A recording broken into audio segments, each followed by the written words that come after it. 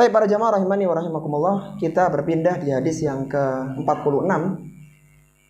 Hadis tentang larangan membuat gambar bernyawa. Hadis ini diriwayatkan dari sahabiyun jalil Abu Hurairah radhiyallahu taala anhu. Ia berkata, Nabi sallallahu alaihi wasallam bersabda, Allah azza wa jalla berfirman, Man adallu wa man adlamu mimman dhahaba yahluku ka khalqi. Siapakah yang lebih zalim daripada orang yang bermaksud untuk menciptakan seperti ciptaanku? Fal yakhluqu dzarratan aw liyahluqu habbatan aw sya'iratan. Hendaknya dia menciptakan dzarrah, yaitu semut kecil, atau hendaknya mereka menciptakan sebutir biji tanaman atau biji gandum. Hadis ini adalah hadis yang muttafaqun alaih. Jadi secara secara penerimaan hadis dengan derajat tertinggi, karena Abu Hurairah mengatakan sami'tun nabiyya sallallahu alaihi wasallam yaqul, sebagaimana kita bahas di pertemuan sebelumnya, kata sami'tun nabiyya dalam penerimaan hadis adalah lafaz yang tertinggi. Dan hadis ini secara derajat hadis pun derajat kesahihan yang tertinggi, hadis muttafaqun alaih. Hadis yang disepakati kesahihannya oleh Imam Bukhari dan Imam Muslim. Imam Bukhari mengeluarkan hadis ini nomor 7559 dalam sahihnya, dan lafaz ini milik Imam Bukhari. Dan Imam Muslim mengeluarkan hadis ini dalam sahihnya nomor 2111. Dari hadis yang mulia ini, para jamaah rahimani wa rahimakumullah, kita bisa mengeluarkan 3 pelajaran penting ya. 3 pelajaran yang keluar dari hadis yang ringkas, tapi Masya Allah maknanya sangat padat sekali. Pelajaran yang pertama, membuat gambar makhluk bernyawa merupakan kemaksiatan. Membuat gambar makhluk bernyawa merupakan kemaksiatan. Membuat gambar makhluk bernyawa merupakan kemaksiatan. Pelajaran yang pertama ini terambil dari potongan awal hadis, yakhluqu ka khalqi. Siapa orang yang azlam, lebih zalim, mimman dhahaba. Dhahaba itu artinya arada, jadi siapa yang berkeinginan untuk menciptakan seperti ciptaanku. Perhatikan kata azlama, siapa yang lebih zalim, kata Allah. Zalim secara bahasa itu adalah wad'u syai'i fi ghairi maudi'ihi al-mukhtassi bihi. Zalim adalah meletakkan sesuatu bukan pada tempat yang tepat. Itu zalim secara bahasa ya. Wad'u syai'i fi ghairi maudi'ihil mukhtassi bihi. Meletakkan sesuatu bukan di tempat yang khusus, yang tepat. Zalim secara umum terbagi 2. Kezaliman terhadap hak Allah Subhanahu wa taala dan kezaliman terhadap hak hamba. Zalim itu ada 2. Ada zalim terhadap hak Allah, dan yang kedua zalim kepada hak hamba. Zalim terhadap hak Allah maksudnya adalah kemaksiatan yang dilakukan oleh seorang hamba kepada Allah Subhanahu wa taala. Itu maksudnya kezaliman. Jadi maksiatnya hamba kepada Allah, maka itu adalah kezaliman. Kalau kita tarik dalam konteks hadis ini, seorang yang menggambar makhluk bernyawa itu zalim. Siapa yang lebih zalim mimman membuat makhluk seperti makhlukku. Ini merupakan kezaliman, artinya itu adalah kemaksiatan. Seorang yang membuat gambar bernyawa maka merupakan kemaksiatan karena ada unsur menandingi ciptaan Allah Subhanahu wa taala, menandingi ciptaan Allah. Padahal kita tahu yang mampu menciptakan makhluk hanyalah Allah Subhanahu wa ta'ala. Allah berfirman dalam Al-Quran di surat Az-Zumar pada ayat yang ke-62, Allahu khaliqu kulla syai' wa huwa ala kulli syai'in wakil. Allahu khaliqu kulla syai'. Allah lah yang menciptakan segala sesuatu. Wa huwa ala kulli syai'in qadir, dan Allah Maha memelihara, Maha kuasa atas segala sesuatu. Oleh karena itu para jamaah rahimani wa rahimakumullah, hamba yang menciptakan sesuatu yang mirip dalam bentuknya, dalam rupanya dengan ciptaan Allah, baik itu gambar yang memiliki bayangan 3 dimensi seperti patung, berhala, pokoknya punya bayangan 3 dimensi, atau yang tidak memiliki bayangan seperti lukisan, ya, maka itu semuanya adalah kezaliman, artinya kemaksiatan, dosa, ada dosa. Apa kata Imam Nawawi rahimahullah ta'ala, kenapa menggambar makhluk bernyawa itu maksiat? Kata beliau dalam syarah Nawawi, ya. Jadi Imam Nawawi punya syarah namanya Al-Minhaj, syarah Sahih Muslim bin Hajjaj. Cuman kitab ini, kitab syarah Muslim ini punya banyak nama, ya. Sebagian orang menyebut dengan Syarhun Nawawi. Ada yang mengatakan dengan Syarhul Muslim, karena memang syarah Muslimnya Imam Nawawi. Kemudian ada yang menyebut dengan Syarhun Nawawi ala Muslim. Intinya kitabnya satu itu, yaitu kitab Al-Minhaj, syarah Sahih Muslim bin Hajjaj, punya Imam An-Nawawi yang bermadzhab Syafi'i. Kata Imam An-Nawawi ketika menjelaskan haramun syadidun tahrimi wa huwa minal kabair, menggambar syadidun, ada haramun syadidut tahrim, adalah haram yang sangat. Jadi menggambar bernyawa, menggambar binatang itu haramnya haram yang sangat, sangat haram. Wa huwa minal kabair, dan dia termasuk dosa besar. Kenapa? Li'annahu mutawa'adun alaihi bihadal wa'idi syadidil mazkuri fil ahadith. Karena dikatakan, karena dia ini diancam dengan ancaman yang keras dalam hadis ini. Wa sawa'un sana'ahu bima yumtahanu au bi ghairi fasana'tuhu haraman bi kulli hal li'anna fihi madahatan li khalqillah. Baik itu menggambarnya dengan niat dihinakan atau tidak, itu semuanya diharamkan. Kenapa diharamkan? Li'anna fihi mudahatan li khalqillah. Ini alasannya, karena ada unsur menandingi ciptaan Allah Subhanahu wa ta'ala. Kalau dalam hadis yang tadi itu, kesalahannya adalah mengambil kewenangan, adalah berani menandingi seperti yang Allah lakukan. Tapi ini kezaliman yang pertama, ya, kezaliman antara hamba dengan Allah. Hamba menzalimi hak Allah, salah satunya adalah menggambar makhluk bernyawa. Adapun zalim yang kedua adalah zalim terhadap hak hamba, yaitu kemaksiatan yang dilakukan oleh seorang hamba terhadap hamba yang lain. Disebutkan dalam sebuah hadis Nabi SAW, mazlimatun, barang siapa yang dia memiliki kezaliman li akhihi, kepada saudaranya, falyastahlalhu minha, maka hendaknya dia minta dihalalkan. Dan zalim kepada manusia itu banyak: mengambil harta zalim, ghibah zalim, mencela zalim, memukul zalim, membunuh zalim. Semua yang maksiat kepada orang lain namanya kezaliman. Jadi umum. Cuma yang jadi bahasan kita adalah kezaliman hamba kepada Allah. Salah satunya adalah menggambar gambar yang bernyawa. Tapi pelajaran yang kedua dari hadis yang mulia ini adalah larangan membuat gambar makhluk bernyawa.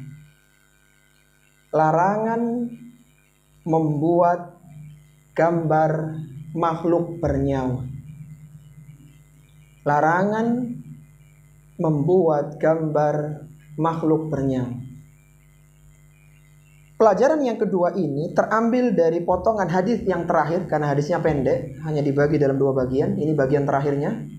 Allah Subhanahu wa ta'ala berfirman dalam hadis qudsi itu, falyakhluqu dzarratan aw liyakhluqu habbatan aw sa'iratan.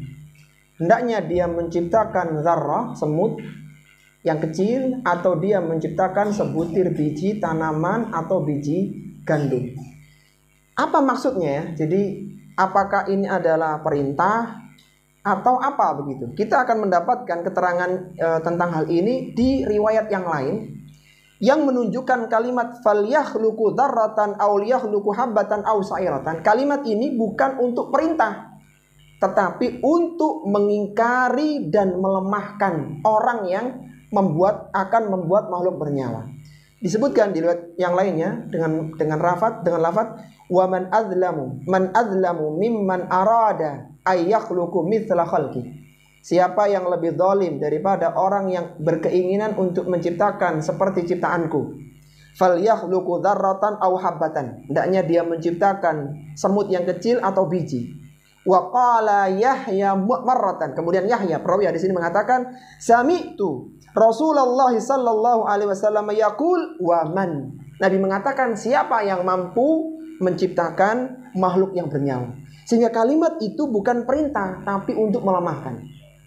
Dan kalau kita tahu ya, di biji saja, habbah itu, biji itu kalau kita teliti ya, dia itu sudah mengandung unsur makhluk. Jadi biji itu nanti kalau dipecah, ada yang bagian jadi batang, jadi akar, jadi calon buah, daun, itu sudah ada komponen itu di biji. Sehingga ketika ditanam tumbuh dia. Jadi hanya sekedar biji itu kompleks, mengandung unsur-unsur makhluk yang akan tumbuh setelah itu. Artinya kalau biji yang kecil aja dengan kompleksitas seperti itu orang tidak mampu, apalagi buat makhluk yang besar. Yang jelas kalimat falyakhluqu dzarratan aw liyakhluqu habbatan aw sa'iratan bukan perintah tapi untuk mengingkari kelemahan. Orang nggak akan mampu membuat makhluk yang bernyawa. Dan ini menunjukkan larangan membuat gambar makhluk bernyawa. Para malaikat rahmat tidak akan masuk ke rumah yang ada gambar bernyawanya. Sebagaimana sabda Nabi SAW, innal malaikata la tadkhulu baitan fihi suratun. Sesungguhnya malaikat tidak akan masuk di rumah yang ada gambar bernyawanya. Malaikat yang dimaksudkan adalah malaikat rahmat. Malaikat kan banyak. Adapun malaikat hafadzah, kalau antum masih ingat, malaikat yang menjaga di depan, yang menjaga di belakang, malaikat yang mencatat kebaikan di kanan dan yang di kiri keburukan, itu tetap masuk. Jadi jangan berpikir kalau rumahnya ada gambar, nggak ada malaikat, aman. Nggak juga gitu. Tetap dosa dicatat, kebaikan dicatat. Jadi yang tidak bisa masuk hanyalah malaikat rahmat, malaikat yang membawa rahmat. Taib, orang yang menggambar makhluk bernyawa akan ditarik ke neraka. Jadi ketika disirat maka akan keluar kalalib, dan salah satu yang disasar oleh kalalib itu adalah para penggambar makhluk bernyawa. Sebagaimana Nabi SAW bersabda, takhruju, akan keluar leher dari neraka pada hari kiamat. Lahu ainani tubsirani. Leher itu punya dua mata yang bisa melihat. Wa udhunani tasma'ani. Dia punya dua telinga yang bisa mendengar. Wa lisanun yantik. Dan dia punya mulut yang bisa bicara. Jadi keluar leher, ada mata, ada telinga, ada mulutnya. Yaqulu, maka leher itu mengatakan, inni wukiltu bi thalathin. Aku diperintahkan untuk menarik 3 orang. Siapa mereka? Bikulli jabbarin anidin. Setiap orang-orang yang sombong dan keras kepala. Wa bikulli man da'a ma'allahi ilahan akhar. Yang kedua, orang-orang yang menjadikan sembahan lain selain Allah Subhanahu wa taala. Dan yang ketiga, wa bitaswirin. Dan aku diperintahkan menarik orang-orang yang dulu biasa membuat gambar makhluk bernyawa. Jadi sejak di sirat sudah ketarik ya. Orang yang menggambar makhluk yang bernyawa ketika masuk ke dalam neraka, kan ketarik jatuh ya, masuk dalam neraka, maka dia akan terus disiksa oleh Allah Subhanahu wa taala dengan siksaan yang ekstra berat sampai dia mampu menghidupkan apa yang diciptakan. Kata Nabi SAW, inna ashaba hadhihi suwari. Sesungguhnya pemilik gambar-gambar bernyawa ini yu'adzabuna yaumal qiyamah. Akan yu'adzabun, ini pakai tasdid ya. Jadi sighah mubalagh, yu'adzabun. bukan hanya yu'adzibun, yu'adzabun, dia akan diazab pada hari kiamat. Wa yuqalu lahum ahyu ma khalaqtum, hidupkan apa yang engkau telah ciptakan. Bahkan disebutkan dalam riwayat yang lainnya, inna asyaddan nasi adzaban indallahi yaumal qiyamah al-musawwirun. Sesungguhnya azab yang paling berat pada hari kiamat adalah al-musawwirun, penggambar makhluk bernyawa. Karena dia berani menandingi Allah Subhanahu wa taala dalam ciptaan. Orang yang menggambar makhluk bernyawa, dia akan terus disiksa sampai kapan tadi? Sampai dia bisa menghidupkan. Padahal dia bisa apa enggak? Tidak bisa. Berarti dia akan disiksa terus di dalam neraka. Jadi ancamannya berat sekali. Jadi larangan menggambar makhluk yang bernyawa. Tapi kemudian poin yang terakhir, yang ketiga, diperbolehkan membuat gambar makhluk yang tidak bernyawa. Diperbolehkan membuat gambar makhluk yang tidak bernyawa. Diperbolehkan membuat gambar. Ini keterangannya agak panjang ya. Kita murajaah dulu, hanya 3 faidah yang bisa kita keluarkan, tapi Masya Allah, gambar makhluk bernyawa, baik yang 3 dimensi maupun yang 2 dimensi. Yang ketiga, diperbolehkan membuat gambar makhluk yang tidak bernyawa. Baik. Jika seorang ingin menggambar, hendaknya dia menggambar makhluk yang tidak bernyawa. Ya, kadang-kadang orang ada kebutuhan menggambar, maka boleh menggambar, yang penting tidak makhluk yang bernyawa. Disebutkan dalam hadis dari Sa'id bin Abil Hasan rahimallahu ta'ala, dia mengatakan, hadis ini adalah hadis riwayat Bukhari, kuntu inda bani Abbasin radhiyallahu ta'ala anhuma. Aku pernah berada di sisi Abdullah bin Abbas radhiyallahu ta'ala anhuma. Idh atahu rajulun. Tiba-tiba ada seorang laki-laki yang datang kepada Abdullah bin Abbas. Faqala, dia mengatakan, ya Aba Abbasin, wahai Abu Abbas, inni insanun, sesungguhnya aku ini manusia biasa. Innama ma'isyati min sa'nati yadi, sesungguhnya ma'isyahku, penghasilanku, pekerjaanku dari hasil karya tanganku. Jadi ini pelukis. Wa inni asna'u hadhihi tasawir, pekerjaanku ya membuat gambar-gambar. Dari situlah aku makan. Faqala ibnu Abbasin, maka Ibnu Abbas mengatakan, la uhadditsuka illa ma sami'tu Rasulullah sallallahu alaihi wasallam yaqul.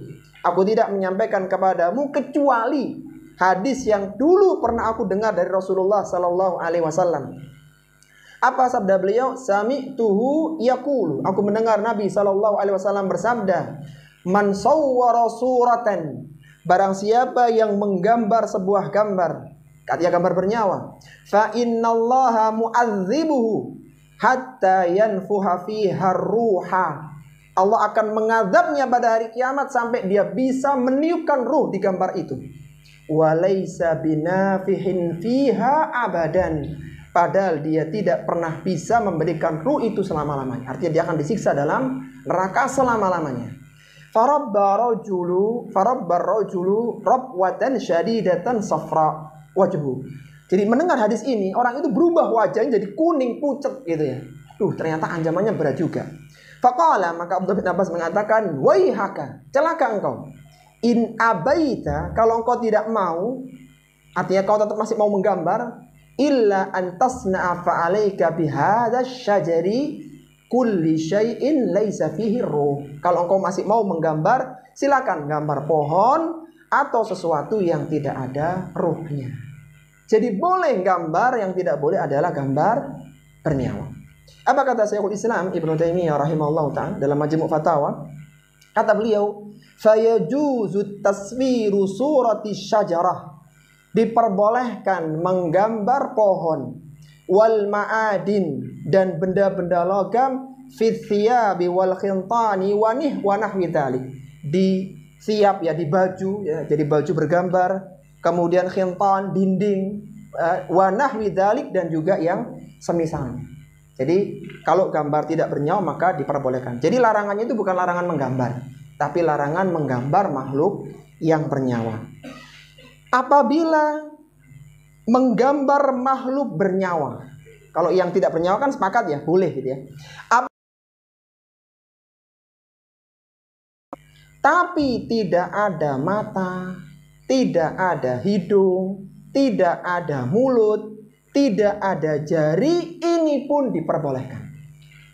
Sebagaimana fatwa dari Syekh Muhammad Ibnu Shalih Al-Utsaimin dalam Majmu' Fatawa war Rasail, kata beliau, innahu idza lam takun suratu wadihatun, apabila gambarnya itu tidak jelas, maksudnya laisa fiha ainun, gambar tapi nggak ada matanya, au anfun, nggak ada hidungnya, au famun, atau nggak ada mulutnya, wala asabi'u, dan tidak ada jari jemarinya, fahadihi laisat suratan kamilatan, maka itu bukan gambar yang sempurna, wala mudahiyata li khalqillahi azza wa jalla, dan tidak dianggap menyerupai makhluk Allah Subhanahu wa taala.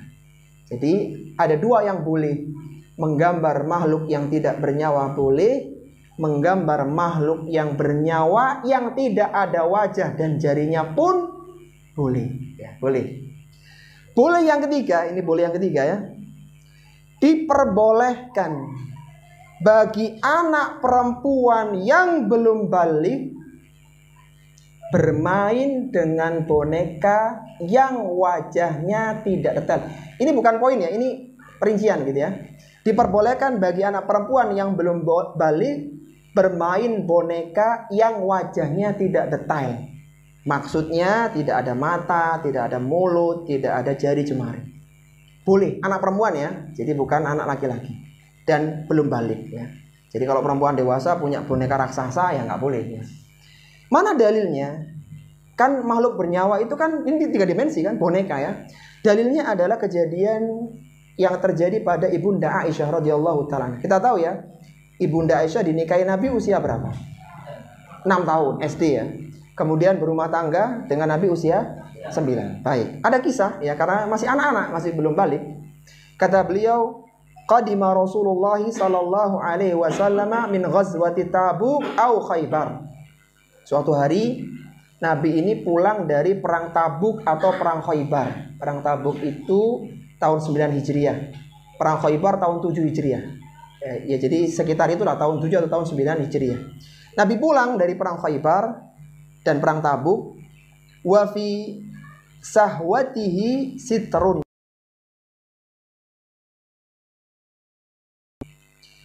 Fahab, ada angin bertiup sehingga tersingkaplah sitarnya. Jadi tersingkap tirai rumah atau kamar Ibunda Aisyah radhiyallahu taala. Wa an banatin li Aisyata lu'ab. Dan di balik tirai itu ada boneka-bonekanya Ibunda Aisyah. Karena masih kecil ya, masih usia 6 tahun atau 9 tahunan. Intinya masih punya boneka kecil. Faqala, maka Nabi mengatakan, "Mahadha ya Aisyah?" Ini apa wahai Aisyah? Qalat, kata Ibunda Aisyah, "Banati." Banati itu anak perempuanku sebenarnya, tapi maksudnya bonekaku gitu. Banati ini adalah boneka-bonekaku. Wara'a bainahunna farsan lahu janahani min riqain. Di antara bonekanya Ibunda Aisyah, jadi banyak bonekanya. Yang tengah itu ada boneka farsan, kuda yang memiliki 2 sayap. Dan sayapnya dari kain yang tipis. Jadi ada boneka kuda bersayap 2. Faqala ma hadzal ladzi ara wastahunna. Apa yang aku lihat yang tengah itu, kata Rasulullah. Qalat farsun. Ini adalah kuda. Ma hadzal ladzi alaihi. Apa yang di kiri kanannya itu, kata Ibunda Aisyah, janahani, sayap. Maka beliau mengatakan farsun lahu janahan, masa ada kuda punya sayap gitu. Kata beliau, kata Ibunda Aisyah, amma sami'ta anna li Sulaimana khailan laha ajnihatun. Apakah belum sampai kepadamu Nabi Sulaiman itu punya kuda bersayap? Begitu kata Ibunda Aisyah. Faqalat, maka Ibunda Aisyah mengatakan fadhahika hatta ra'aitu nawajidahu. Maka aku melihat beliau ketawa ya, Nabi tertawa dan sampai terlihat gigi geraham beliau. Nah, di sini adalah hadis yang sahih riwayat Abu Daud dengan sanad yang sahih. Abu Daud nomor 4932. Kata Syekh Muhammad Ibnu Shalih Al-Utsaimin menjelaskan ya, bonekanya Ibunda Aisyah itu kayak apa sih? Kata beliau, ammal ladzi la yujadu fihi takhtitun kamilun. Adapun boneka yang bentuknya tidak sempurna, wa innama yujadu fihi syai'un minal a'dha'i, yang hanya berbentuk tubuh warroksi dan juga kepala, walakin la tatabayyana fihi al-khilqatu, dan tidak ada detail dari makhluk bernyawanya, artinya nggak ada mata, hidung, telinga, mulut dan juga tangan tadi. Fahada la syakka fi jawazihi, maka tidak ada keraguan boneka seperti ini boleh. Wa annahu min jinsil banatil lati kanat Aisyah radhiyallahu anha tal'abu bihinna, dan itulah sifat dari bonekanya Ibunda Aisyah radhiyallahu taala anha. Jadi boneka itu boleh kalau tidak ada wajahnya. Jadi kalau antum punya anak perempuan minta boneka boleh, boneka makhluk bernyawa boleh, tapi dengan catatan wajahnya dihilangkan. Jadi matanya nggak ada, mulutnya nggak ada, tangannya jari jemarinya nggak ada, boleh. Tapi kalau sifat itu ada, jadinya makhluk bernyawa, itu nggak boleh. Taib. Jadi kita hitung lagi, yang boleh menggambar makhluk tidak bernyawa, yang boleh adalah menggambar makhluk bernyawa yang tidak detail. Yang ketiga, boleh boleh bermain boneka yang wajahnya tidak detail. Ini khusus bagi wanita. Jadi nggak boleh anak laki-laki. Anak laki-laki jangan boneka, truk aja. Truk yang gede-gede itu. Jadi, tapi kalau truknya ada matanya, waduh sama aja. Jangan ya. Jadi tetap nggak boleh ada wajahnya. Tapi sekarang boleh yang keempat. Ada yang keempat yang boleh diperbolehkan menggunakan kain yang bergambar makhluk bernyawa jika sudah dipotong dan untuk dihinakan. Diperbolehkan menggunakan kain yang bernyawa, kain bergambar makhluk bernyawa jika sudah dipotong dan dihinakan. Ini adalah misalnya ya untuk karpet, untuk bantal, untuk keset ya. Tapi syaratnya dua, pertama dipotong, yang kedua untuk dihinakan, untuk diinjak-injak gitu ya. Taib. Ini pendapatnya para sahabat dan tabi'in ya, Sufyan Ats-Tsauri, Abu Hanifah, Malik, Syafi'i, dan pendapat yang mu'tamad yang dijadikan landasan di madhab Hanabilah. Taib. Dilihatkan dalam sebuah hadis ya. Mana dalil dalam masalah ini? Jadi bolehnya gambar bernyawa tapi dengan cara dipotong dan dihinakan. Kata Abu Talhah Al-Ansari radhiyallahu taala anhu, ataitu Aisyah, aku mendatangi Ibunda Aisyah radhiyallahu taala anha, faqultu, aku mengatakan, inna hada yukhbiruni, sesungguhnya seorang telah memberitahukanku, anna nabiyya sallallahu alaihi wasallam qala, tadkhulul malaikatu raja fi ghazwati.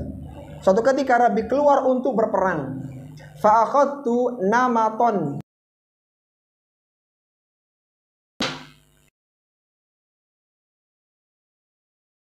kain sekitar di pintu. Jadi gorden pintu lah begitu sederhananya ya. Ada gambarnya tadi. Falamma qadima, ketika beliau pulang dari perang, Rasulullah datang dari perang, fara'an nama, dan beliau melihat ke gorden, dan aku melihat beliau wajahnya ini nggak suka dengan gorden pun akhirnya robek atau terpotong. Jadi ditarik sampai robek atau terpotong.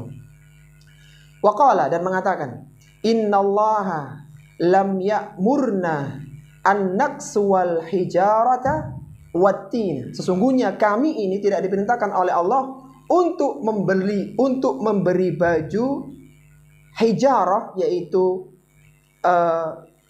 batu ya, memberi pakaian kepada batu, wattin, dan juga dinding. Jadi Rasulullah itu nggak suka kalau dinding dan batu itu diberi pakaian, diberi penutup begitu, maksudnya begitu. Faqalat, maka beliau mengatakan, Ibnu Aisyah mengatakan, faqatta'na minhu wisadatain, aku lifan, dan aku memasukkan sabut di dalamnya, falam ya'ib dzalika alayya, dan Rasulullah pun tidak mencela perbuatanku. Yang menjadi dalil dalam hadis ini adalah Ibnu Aisyah itu memasang tirai ada gambar bernyawanya, kemudian dipotong jadi bantal, dan Rasulullah tidak melarangnya.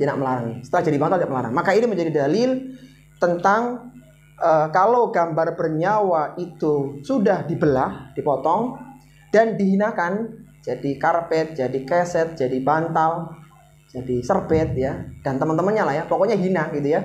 Tapi dipotong dulu, maka itu tidak mengapa. Taib, sebagai tambahan faedah ya, perhatikan lafaz gini nih, ada yang unik di hadis ini ya. Kata Nabi, innallaha lam ya'murna an naksuwal hijarata watin.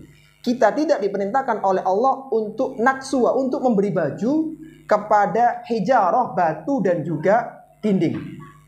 Para ulama membahas apa maksudnya. Maksudnya adalah dimakruhkan, selain faedah gambar ya. Ini kalau gambar sudah selesai pembahasannya. Kalau gambar selama dipotong, dihinakan boleh. Yang kita bahas itu kok Nabi itu alasannya narik korden tadi itu bukan hanya masalah gambarnya, tapi juga masalah membajui dinding gitu loh. Mengasih kain ke dinding, itu jadi pembahasan para ulama. Maksudnya adalah dimakruhkan menutupi dinding dengan kain. Kenapa? Karena ini termasuk hulu berlebih-lebihan dan menyerupai kiswah Baitullah. Karena pada asalnya tidak boleh dikasih rumah, dikasih baju, kasih penutup kecuali hanya Baitullah saja. Yang lainnya nggak boleh. Ana datangkan perkataan Imam An-Nawawi, fastadallu bihi ala annahu yumna'u min satril khintani. Para ulama berdalil dengan hadis ini terlarangnya menutupi khintan, dinding, wa tanjidil buyuti, dan juga rumah ya, bithiyabi, dengan pakaian, wa huwa mamnu'u karahati, wa huwa man'u karahati, wa huwa man'u karahati tanzihi litahrim. Itu adalah perkara yang mamnu, makruh, tidak sampai haram. Jadi kalau menutup dinding itu makruh. Wa huwa hadza huwa sahih, dan ini adalah pendapat yang sahih. Intinya ada pelajaran lain selain masalah gambar bernyawa, yaitu makruh seorang menutupi tembok dengan kain, Taib, yang terakhir ya, gimana dengan foto? Bagaimana dengan foto? Foto merupakan bayangan dari makhluk bernyawa.